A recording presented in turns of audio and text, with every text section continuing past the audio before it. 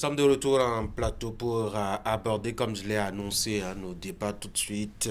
Nous avons justement la thématique liée aux mémoires et thèses soutenues dans les universités, qu'elles soient publiques ou privées. On va axer nos discussions en deux points, notamment quel est ce chemin qui conduit jusqu'à la soutenance de ces travaux de mémoire. Puis, second axe, à quoi servent justement ces mémoires et thèses soutenues au quotidien dans nos universités. Autour de moi, vous voyez bien le tableau, il est complet. On a Franck Aounou, Eric Aguedenon, Ulrich Gaba, et puis celui que vous ne connaissez pas, Arsène Azizako, lui journaliste à Fraternité. Arsène Azizako, bonjour. Oui, bonjour. Bienvenue sur Actu Matin. C'est Fraternité qui nous a inspiré le sujet hier, justement avec sa manchette que vous pouvez voir à l'écran. Rédaction de mémoire ou de thèse. C'est un vrai parcours de combattant, faut-il le souligner. Vous faites partie, Arsène, de ceux qui ont réalisé justement cette enquête-là. Alors, on va commencer déjà par le premier axe de nos discussions. Quelles sont les difficultés fondamentales qu'un étudiant rencontre quand il veut soutenir sa thèse? Alors, en ce qui concerne la rédaction de mémoire ou de thèse, les étudiants dans leur parcours universitaire sont obligés de rédiger des mémoires ou de thèse dans le cadre de leur master ou de leur thèse de doctorat. Donc, effectivement, en ce qui concerne les difficultés qu'ils rencontrent dans la rédaction de ces mémoires-là, nous avons le facteur financier. C'est le premier facteur qu'ils rencontrent en termes de difficultés. C'est notamment lié à la recherche documentaire. Donc, ils doivent financer leur recherche documentaire, acheter les livres, les documents, aller faire des enquêtes. Les enquêtes de terrain également, ils doivent se déplacer. Et tout ça, ça constitue un facteur puisqu'ils ne travaillent pas encore. En dehors de ça, nous avons le manque d'enseignants-chercheurs qualifiés pour certaines spécialités de ces recherches-là. Nous avons l'indisponibilité des directeurs qui doivent encadrer ces thèses ou ces mémoires. Et enfin, nous avons les difficultés méthodologiques au niveau des étudiants eux-mêmes qui éprouvent des difficultés à d'abord identifier des sujets pertinents ou même amener des travaux de terrain. Pédagogique, ça, oui, voilà. Le processus. Franck Aounou, est-ce qu'on a besoin vraiment de licence, master avec des mémoires? Il suffit de composer et ça va, non? On va soulager les gens de ces difficultés-là, non? Vous savez, moi, j'ai souvent l'habitude de dire que les vraies études s'arrêtent en terminale. Lorsque vous allez sur le campus et vous voyez les conditions dans lesquelles les étudiants s'arrangent pour prendre les cours, pour suivre tout le cursus universitaire, vous vous demandez, mais dans quel monde nous sommes? Il y en a qui ne participent véritablement pas parce qu'ils avaient un certain nombre de comportements à suivre l'enseignant, à se rapprocher de lui pour demander des explications, alors qu'à l'université, tu es presque livré à toi-même, tu prends note de ce que tu peux, et on vit dans un monde où le plus fort, ou parfois même, on a des gens qui, en griffe, ne donnaient pas de très bons rendements là-bas, mais une fois à l'université, ils sont illuminés et ils commencent par vous damer le pied, vous vous demandez, mais qu'est-ce qui n'a pas marché? Il y a aussi le fait qu'on ne prend pas bien soin de choisir une bonne filière, ça peut se comprendre. Mais après, il y a des facteurs qui montrent que à l'université, ce n'est pas forcément ce que nous avons vécu de la sixième en terminale. C'est pas la grande rigueur. Non, c'est pas la grande rigueur. Il y a même des réseaux de tricherie et ces tricheurs-là, ils s'en sortent mieux que ceux qui s'occupent. Ah oui, sérieusement?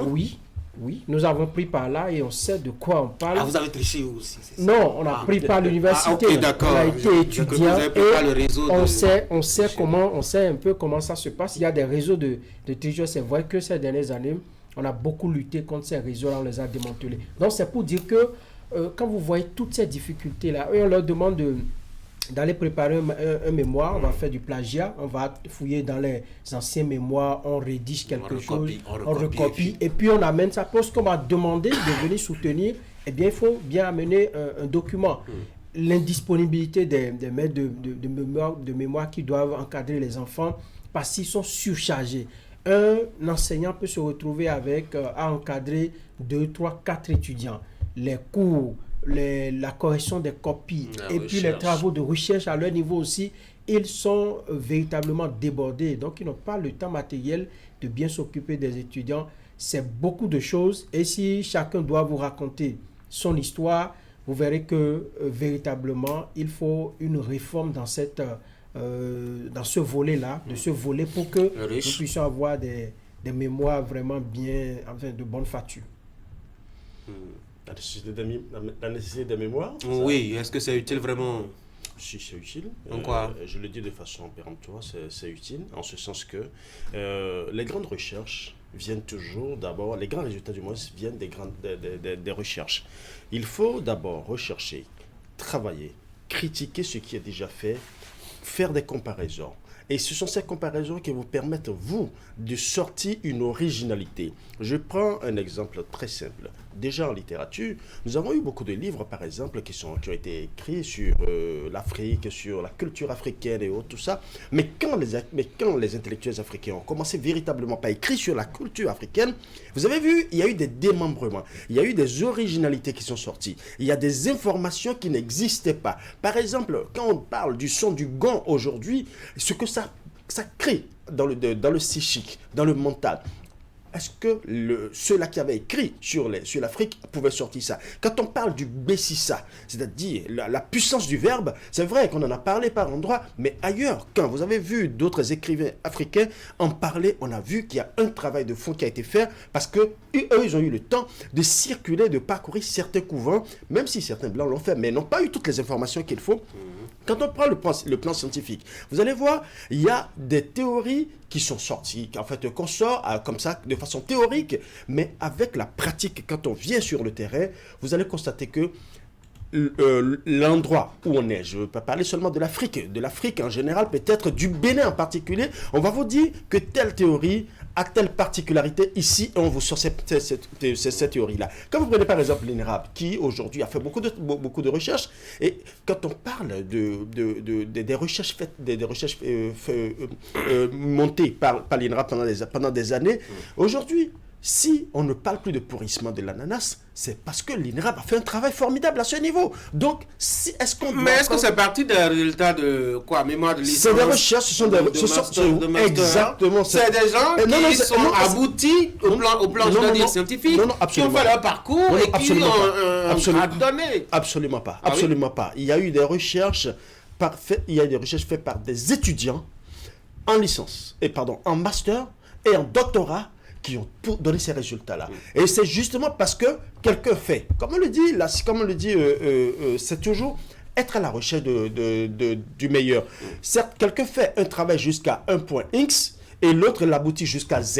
Et c'est comme ça le travail de recherche. Donc, est-ce qu'il faut systématiquement dire qu'il ne faut plus faire des mémoires? Non, je pense qu'il faut nécessairement faire des soutenances. Et ça développe chez l'étudiant l'esprit critique, l'esprit de recherche, et en même temps ça lui permet de ne pas être quelqu'un qui vient juste répéter. Attendez, ça ne vient pas le faire de lui quelqu'un qui vient juste répéter des théories apprises, mais qu'il puisse formuler, fabriquer et sortir des théories qui puissent faire et contribuer au développement. Dans les conditions dans lesquelles Arsène a décrit tel qu'on l'a vu maintenant, et puis souligné aussi par Franck, on n'a pas l'impression que tout ce que vous dites là, il s'y retrouve. Vous avez des gens qui sont à court d'argent, qui ne peuvent donc pas investir sérieusement dans leur recherche, donc dans la rédaction de leur mémoire, donc ils bâclent.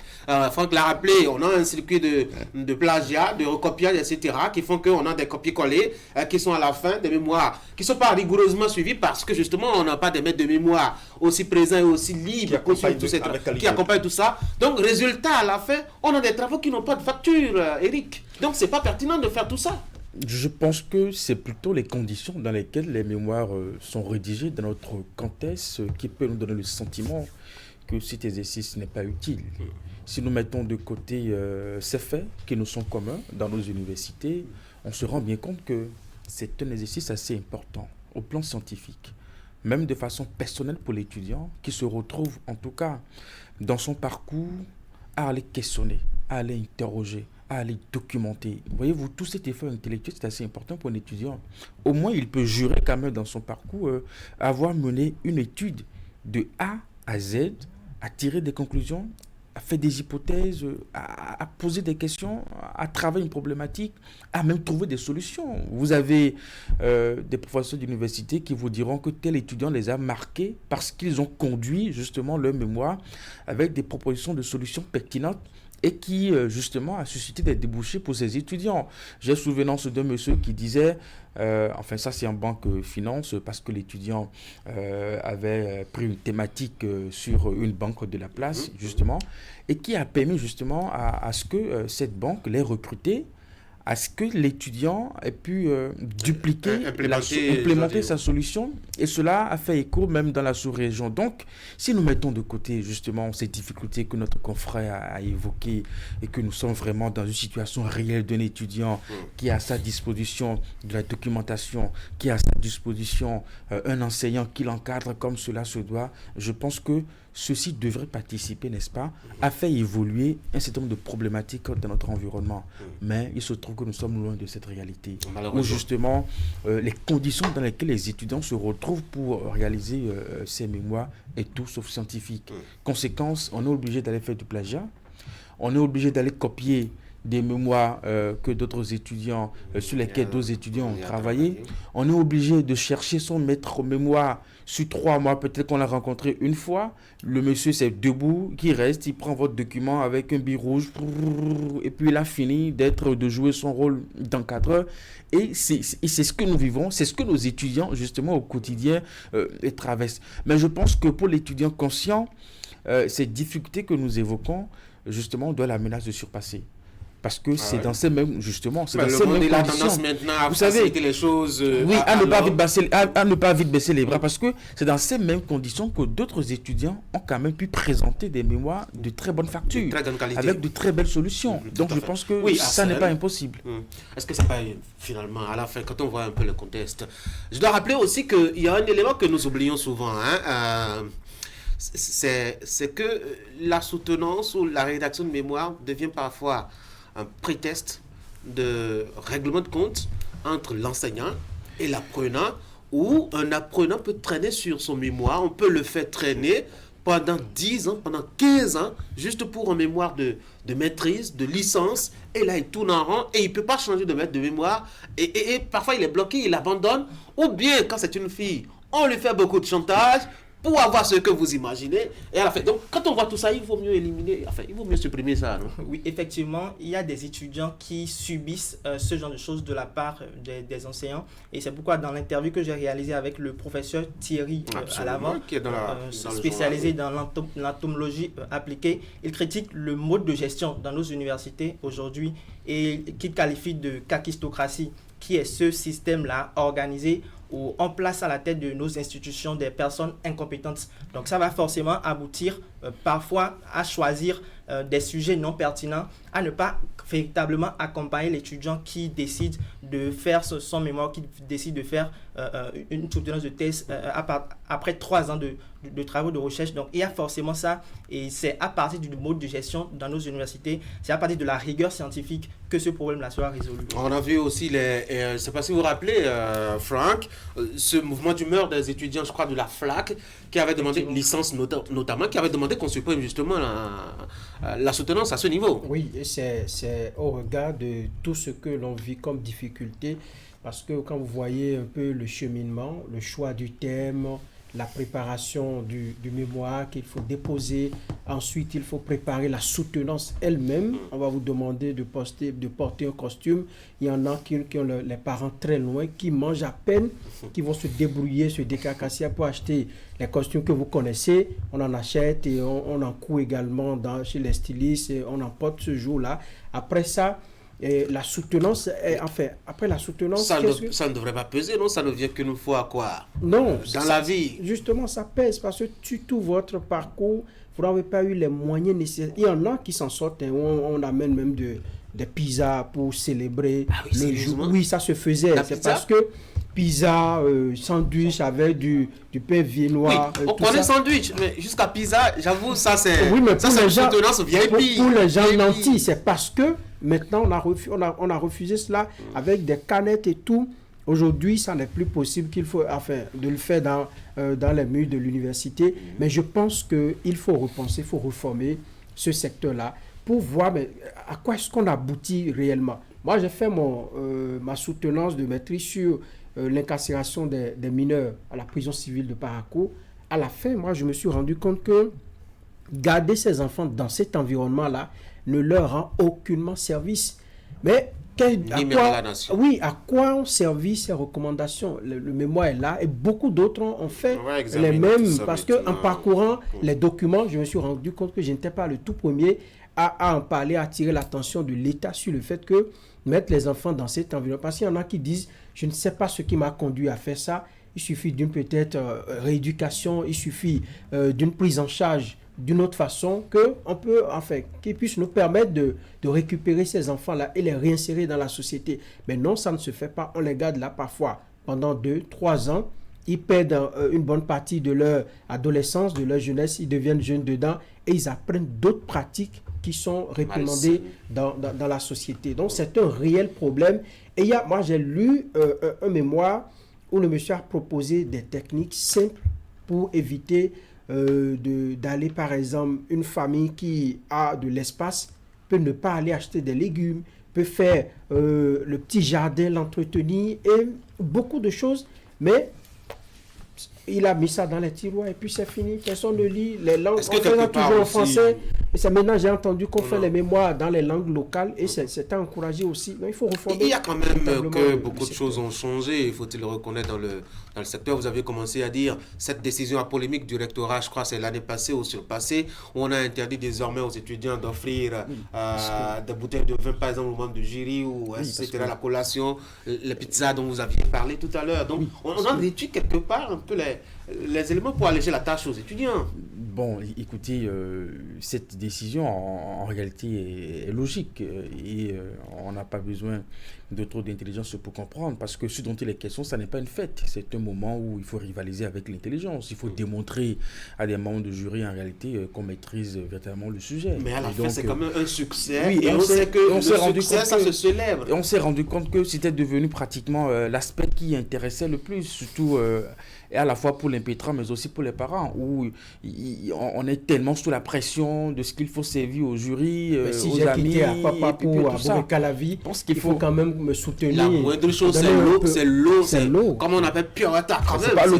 Mais c'est pas l'eau qui est servi. Vous avez des étudiants qui vous disent que même à la veille de leur soutenance, j'ai pas encore trouvé ce que je dois servir aux invités, j'ai pas encore trouvé ce que je dois servir au monde du jury et ça devient beaucoup de stress. Or l'objectif est bien ailleurs.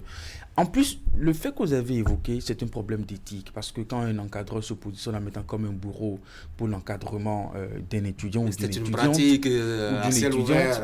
Et heureusement que l'État a mis en place justement cette structure, la délégation au contrôle et à l'éthique dans les universités, qui doit pouvoir, je pense, jouer ce rôle encadré quand même. J'espère qu'elle a les moyens de jouer vraiment ce rôle.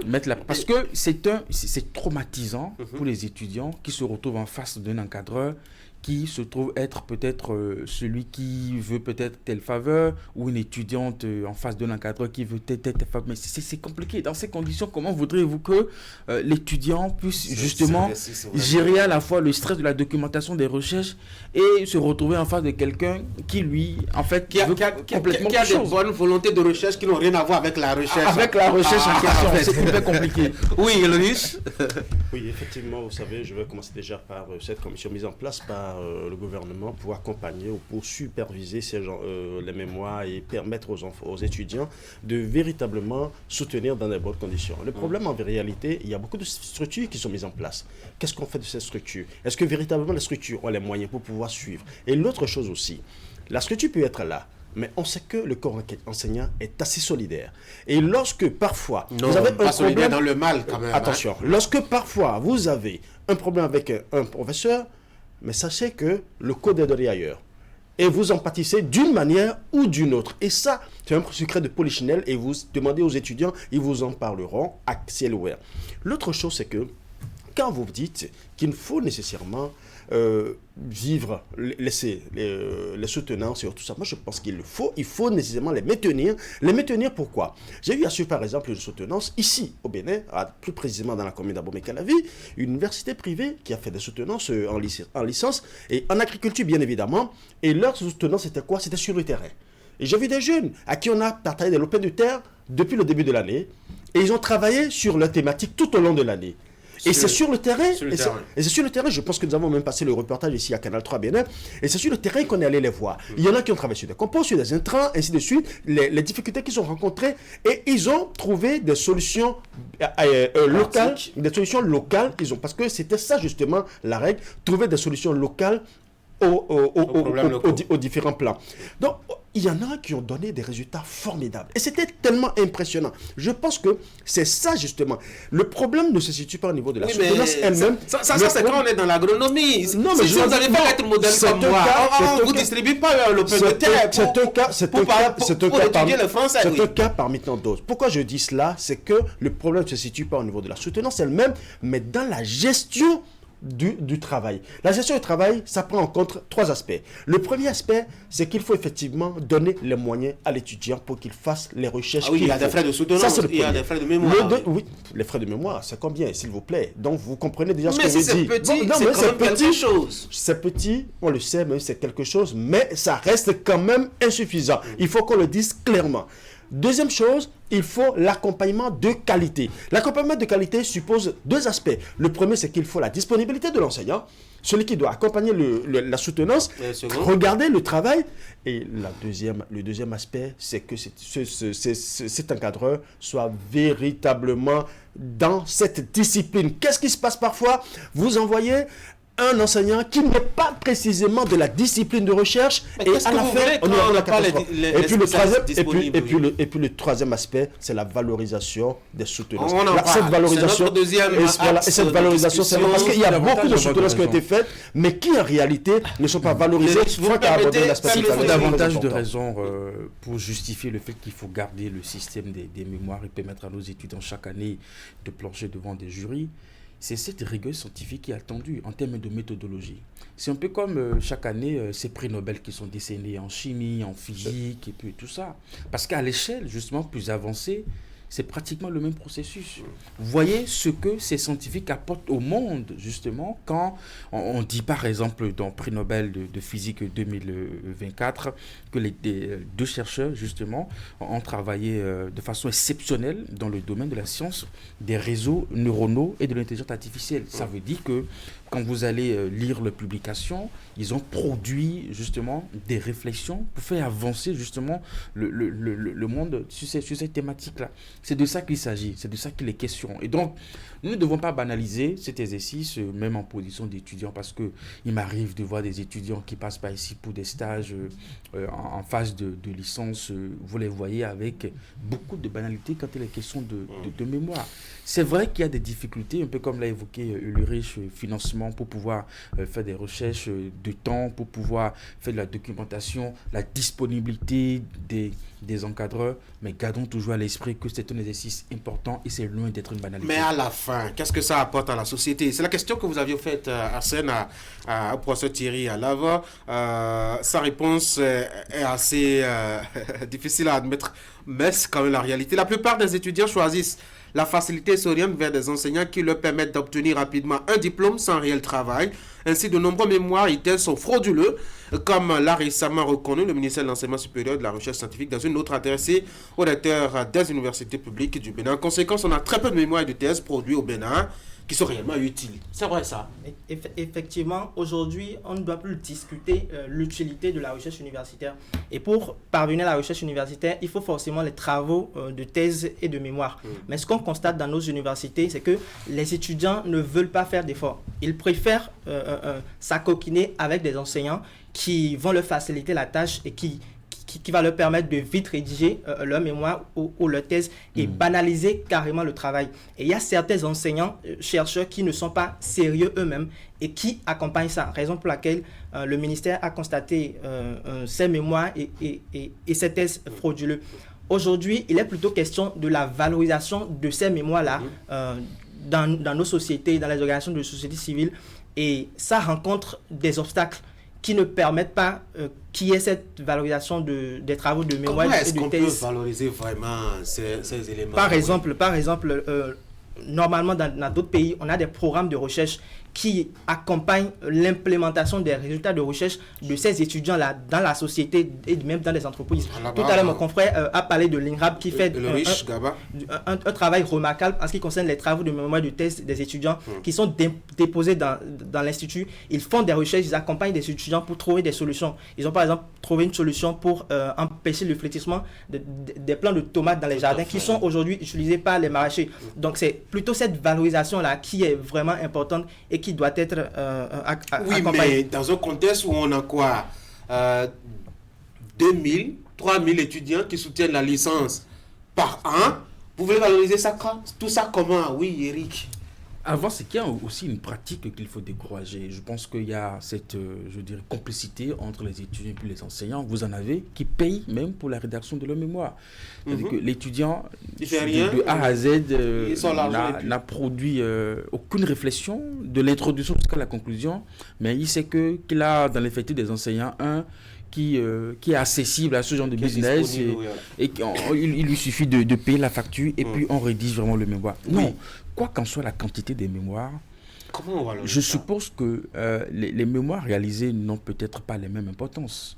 Mais quand vous finissez de plancher et que votre jury a l'humilité intellectuelle de reconnaître que là, il y a un effort scientifique qui a été fait, ces mémoires deviennent une particularité. Dès lors que les membres du jury s'accordent sur le fait que l'étudiant, n'est-ce pas, a fait un travail rigoureux, on peut tirer ce mémoire parmi tant d'autres pour en faire un exemple. Déjà, avoir une plateforme où les mémoires, ces mémoires de façon spécifique mais sont publiées en ligne, il y a sont publiés, c'est déjà bien. En ligne, oui. Sont publiés où on essaie de présenter ce contenu comme étant un exemple pour les étudiants. Ça peut avoir un effet de ce que ça veut dire que le travail que nous faisons en réalité est très suivi. Et quand nous en arrivons à produire de bons résultats, cela est identifié et publié et donner ça comme un exemple. Je ne sais pas, ça remonte à quand, à l'université d'Abomey Calavi, ou de la même façon on fait la promotion de la beauté, Miss Beauté et tout. On parle de Miss Mémoire ou bien Miss Thèse. Voilà. Ça peut créer une forme. Ce qui est terrible, c'est que ça peut créer une forme d'émulation. Miss Bénin peut avoir 20 millions comme. Aujourd'hui, l'étudiant a le sentiment que l'exercice qu'on me demande de faire dans le cadre d'un mémoire, c'est purement académique. C'est pour avoir un diplôme. Et puis ça s'arrête là. Vous savez, en présentant le tableau de la situation des soutenances aujourd'hui, on ne doit pas stigmatiser ce qui se passe envers nos enseignants ici. Parce que moi, j'ai un cas, une amie qui est à l'extérieur, qui a fini, qui doit soutenir pour son master. Mais elle est tombée sur un Nigérian qui est le chef du département, qui lui demande le sexe avant de valider ses travaux. Et actuellement, Trim là-bas, elle est là, et elle tourne en rond. Ça se passe au Nigeria, c'est ça? Non, à l'extérieur, mais c'est au Nigeria, c'est en France précisément, mais c'est un Nigérian qui est le chef du département qui doit valider ses travaux. Oui, on a de ces phénomènes. Ça veut dire que là où nous pensons que les mentalités ont évolué... La question de racisme aussi qui intervient. Bien sûr. Moi, j'ai un ami qui n'a jamais soutenu sa thèse, c'est même parce qu'il est noir et qu'il a travaillé sur un sujet assez c'est pour dire que ce n'est pas seulement en Afrique, ce n'est pas seulement au Bénin que ça se passe. Et maintenant, lorsque nous évoquons la question de la rigueur, de tout, nous venons dire il faut un travail rigoureux, scientifique et tout, si les enseignants doivent appliquer réellement la rigueur scientifique, la rigueur professionnelle, c'est que sur 10 mémoires, on n'aura pas 2 qui vont passer.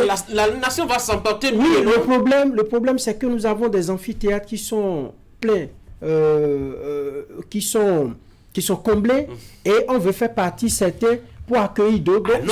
Il faut limiter ceux qui ne peuvent pas. Parce que quand vous les recalez, mécanique pour compléter la formation.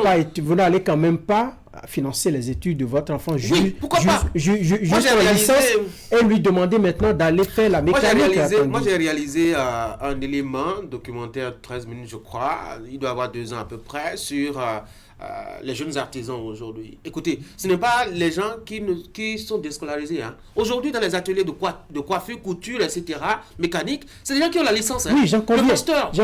Mais lorsque... Vous pouvez finir la licence ou le master et aller vous occuper, apprendre. Parce que l'option que vous avez faite au départ, c'est d'étudier, d'avoir tout au moins le master. Oui. Maintenant, la valorisation des mémoires, je pense que c'est un autre problème. D'abord, les gens n'ont pas assez. Ils ne savent pas de quoi on parle véritablement dans les universités.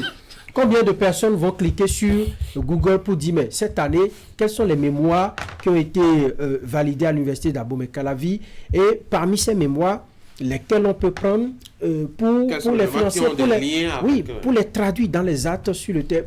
On n'a pas encore des programmes comme ça qui puissent nous amener véritablement à feuilleter, à ressortir les mémoires qui proposent des solutions sérieuses. Par exemple, au niveau de l'enseignement technique, des gens ont soutenu sur la question.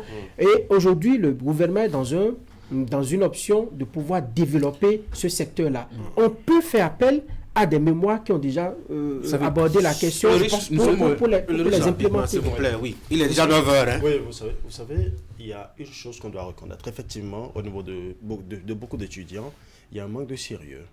Il y a un manque de dynamisme. Effectivement. Et ce travail-là devrait être beaucoup plus le travail du maître de mémoire. Il doit être présent. Si le maître de mémoire est présent et qu'il corrige le travail comme cela se doit, l'étudiant sera obligé de donner le meilleur de lui-même, d'aller faire les recherches réelles sur le terrain, parce que vous n'êtes pas sans savoir qu'il y a entre-temps eu même des comités d'écriture. J'appelle ça comité d'écriture, c'était parfois des assistants qui à un moment donné rédigeaient les mémoires pour les autres, et même les speeches pour justement ces étudiants qui viennent simplement réciter des speeches sans pouvoir répondre aux questions.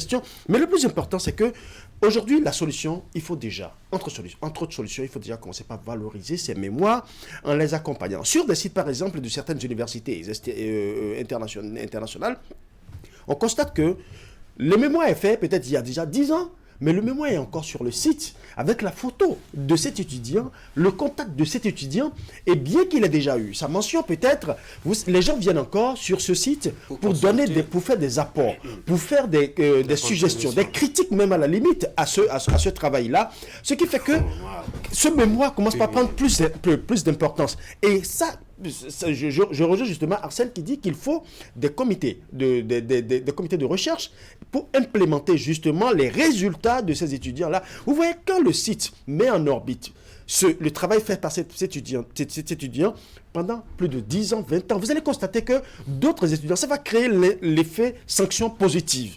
Et on va se dire, ce n'est pas seulement pour avoir mon diplôme, mais après mon diplôme, je peux trouver du boulot avec ce mémoire-là. Et c'est très important. De façon globale, dans nos pays, le problème de financement des recherches est un fait.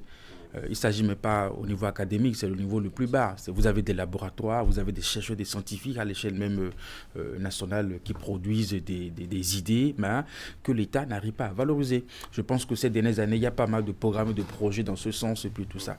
Mais au niveau académique, je pense qu'il faut nourrir juste quelques petites ambitions en termes d'initiative. On n'a pas besoin, on ne demande pas à nos universités, à nos recteurs de mettre des millions à disposition des étudiants après qu'un mémoire ait été jugé comme rigoureux de façon scientifique. Il suffit de faire en sorte que un mémoire qu'on a jugé qui est quand même des mécanismes, une petite attention pour faire la différence. Oui, un mot pour finir. Tout à l'heure, on a parlé du financement de l'État. Forcément, l'État a sa part. On a dit depuis les années 2000, normalement, dans nos pays africains, on devrait être à 1% investi de notre PIB dans la recherche universitaire, ce qui est encore à moins de 0,5% aujourd'hui. Donc, à part la rigueur scientifique qu'on va demander à nos universités en ce qui concerne les enseignants et les étudiants, on va également demander la part de nos États. Et aujourd'hui, le Bénin a peut-être emboîté ce pas en créant récemment l'Agence béninoise pour la recherche universitaire, dont le conseil d'administration a été mis en place en mars dernier. Tout récemment. Merci beaucoup, chers messieurs. C'est vrai que c'est un débat assez riche et intéressant, ouvert aussi, avec beaucoup d'aspects qu'on aurait pu, ma foi, aborder. La question de financement. Il faut interroger les universités, les amener en plateau. Ah non, vous ne les verrez pas, ça je vous assure. C'est vrai, on parle de l'État pour investir dans la recherche, mais il y a aussi que les privés peuvent s'organiser aussi pour financer la recherche ailleurs. C'est des structures privées, des entreprises qui se mobilisent autour de 2 ou 3 étudiants pour les investir dans des domaines précis afin qu'ils fassent des recherches qui correspondent justement à leur secteur d'intervention et d'affaires. Et ça permet ainsi de booster la recherche. Messieurs, merci. Très bonne journée. Mesdames et messieurs, c'est la fin de cette émission. Merci d'avoir été là. Désolé, je vous ai volé 5 minutes. Voici la revue de presse.